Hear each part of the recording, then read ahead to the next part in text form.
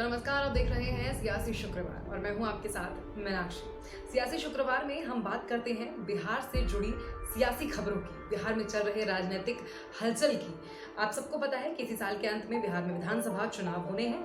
हालांकि corona virus के कारण इस वक्त राज्य में किसी भी तरह की राजनीतिक गतिविधियां देखने को नहीं मिल रही हैं, लेकिन सोशल मीडिया पर आने वाले विधानसभा चुनाव को लेकर बयानबाजी लगातार जारी है। इसी बीच बिहार की राजनीति में अब एक नया नाम सुनने में आ रहा है, एक नया नाम बिहार की राजनीति से अब जुड़ने जा रहा है और आज इस वीडियो में इसी नाम पर चर्चा करेंगे, इसी नाम से आपका परिचय कराएंगे। आज बात करेंगे उस महिला के बारे में जिसने भारतीय राजनीति में और खासतौर पर बिहार की राजनीति में एंट्री लेते ही सीधा मुख्यमंत्री की कुर्सी पर दावा ठोक दिया है और चुनौती दे दी है सीधे बिहार के वर्तमान मुख्यमंत्री नीतीश कुमार।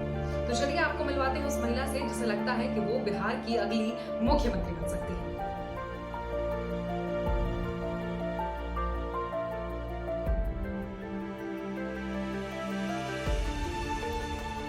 बिहार की राजनीति तो बरसों पुरानी है, मगर बिहार की बरसों की राजनीति में ये पहली बार हो रहा है कि जब किसी महिला ने बिहार मुख्यमंत्री पद की कुर्सी पर दावा ठोका हो और दावे के साथ सीधी चुनौती दी है बिहार के वर्तमान मुख्यमंत्री नीतीश कुमार को। नाम पुष्पम प्रिया चौधरी और पिता का नाम विनोद चौधरी। पुष्पम की राजनीति में रुचि को समझने के लिए पहले पुष्पम के बैकग्राउंड को समझना जरूरी है।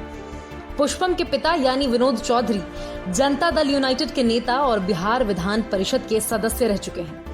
विनोद चौधरी नीतीश कुमार के करीबी भी माने जाते हैं।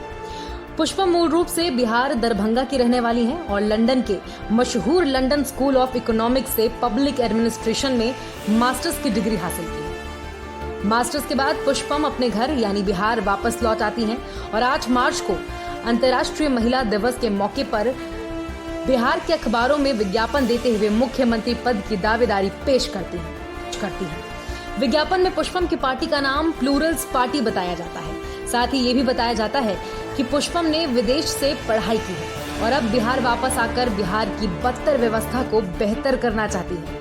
इस विज्ञापन में पुष्पम प्रिया चौधरी ने एक पंच लाइन भी दिया था, जनगण सबका शासन। विज्ञापन में ये भी कहा गया है कि बिहार में अब सबका शासन होगा।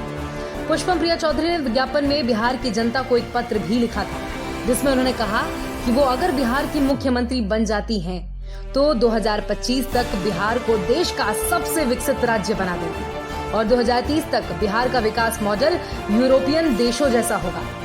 इश्तिहार में पुष्पम की तस्वीर के साथ पार्टी का फ्लैग भी जारी किया जाता है जिसे लेकर काफी कंफ्यूजन भी लोगों में बना रहा था। दरअसल भारतीय राजनीति में इस तरह का झंडा पहले कभी नहीं देखा गया है, ये लोग थोड़ा सा कंफ्यूज हो गए।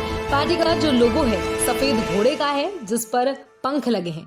ग्रीक मिथक में इसे पेगासास के नाम से जाना जाता है। ये घोड़ा जमीन पर दौड़ने के साथ साथ आसमान में भी उड़ सकता है। इसे शक्ति और तीव्रता का प्रतीक माना गया है। जो लाइनें पुष्पम प्रिया चौधरी ने अपनी पार्टी के लिए इस्तेमाल की हैं उनमें भी गति और उड़ानों का जिक्र आता है। बहरहाल पुष्पम प्रिया चौधरी ने बिहार को बदलने के लिए बिहार की जनता से उनके साथ की अपील की है। अब ये तो आने वाला वक्त ही बताएगा कि बिहार की जनता बिहार विकास के लिए यूरोपियन मॉडल को चुनती है या सुशासन का साथ देती है। ऐसी ही और खबरों के लिए सब्सक्राइब कर लीजिए द बिहारबाजी।